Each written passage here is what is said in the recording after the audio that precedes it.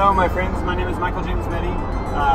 We're part of a Catholic family band called MJM7, and we have a busy week this week, so we're just going to record this one while we're driving. We're on I-95 driving north, just past through Washington DC and Baltimore, coming up on Philadelphia. We're going to end up playing a concert tomorrow evening in New Jersey, right across the river from New York City.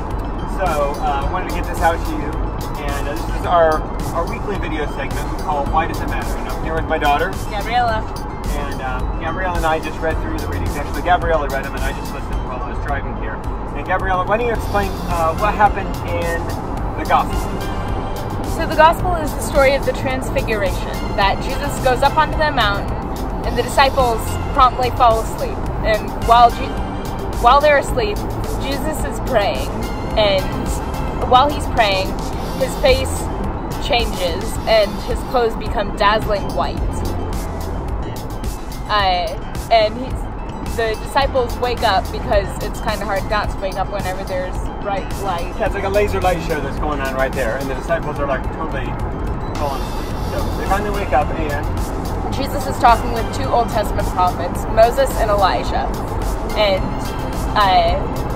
as they finish up talking, Peter says, "Let me build 3 tents, one for you, one for Moses, and one for Elijah."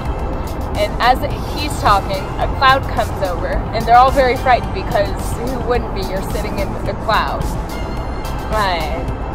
And a voice speaks from the cloud saying, essentially, "This is my son, listen to him." Whenever the cloud leaves, whenever the cloud's done talking, Jesus is alone with the disciples. And they never speak of this again. Yeah, so a couple of interesting things. Gabriella had a couple of questions, which I thought were really, really great. There were 2 questions that you had after reading them that we ended up talking about and coming to like a decision. And one was, why are the disciples always falling asleep? It seems like the disciples are always like falling asleep. And why is that, Gabby? We ended up thinking that it's a reflection of their spiritual obliviousness.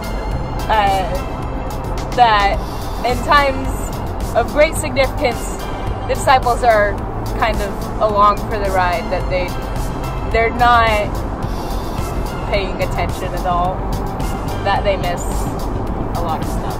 Yeah, and I think it's a challenge to us to say that we should not be spiritually oblivious of what's going on around us. We need to be aware and awake of how God is working in our lives, sometimes powerfully, just like he was there at the Transfiguration. And the second thing that we were talking about was, why is it put here in Lent? That is the second week in Lent. And if you remember last week, the readings was about after Jesus fasted for 40 days, he was tempted by the devil. And then the next story we hear is about his transfiguration. Why did they place this story right here? And what do you think, Gabby? Why is this story placed right here? I think that it's placed here kind of as a prefigurement, saying like, this is where we're going, and that this is where we're going, to heaven, where this is so great that you can't fall asleep during it, that you could talk with the Old Testament prophets and have them, that they get to see the fulfillment of their covenant however many years later. Yeah, and I think it kind of functions as a hint, where it's Jesus showing that he's the fulfillment of the Old Testament prophets, and then pointing ahead to where he's going in heaven, ultimately, to be in glory. But also, it points ahead to Holy Thursday, when he goes up on the Mountain of Olives after the Last Supper, and the disciples fall asleep, and he prays. As opposed to now, whenever his divinity is revealed, on Mount of Olives, his humanity is revealed. Right. So that's how God spoke to us through the readings. So make sure you go to Mass. God has this awesome plan throughout Lent. He's trying to reveal himself more and more to you. So make sure you go to Mass. Go with God.